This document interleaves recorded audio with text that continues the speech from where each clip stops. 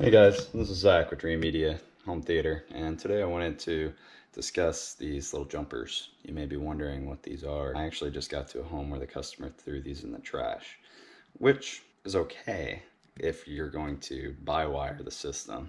On the back of a tower speaker or any higher end speaker, you've probably seen there's two sets of speaker connections, red and black, high and low. Well, it's actually just for that. Basically, you have your high frequency audio coming out of your tweeter, like right here. Let me see if I can get you better light. High frequency audio, which comes out of your tweeter, and then you have your woofers right here.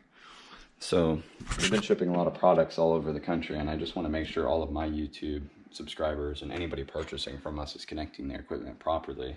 These terminals here on the back line up with your highs for your tweeter and your lows for your woofers.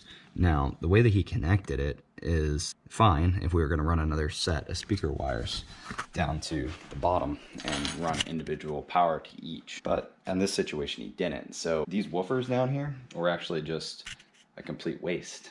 They weren't being used at all. It was only going to the tweeters. So because he's going to be running a larger system and there's not additional power, we're going to put these clips back in.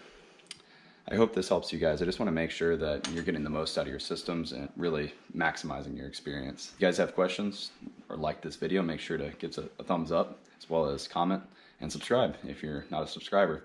We are a dealer for clips as well as many other products, home theater related, whether it's TVs, projectors, screens, we have you covered. Make sure to subscribe. Thanks for watching, guys. This is Zach with Dreamedia Home Theater.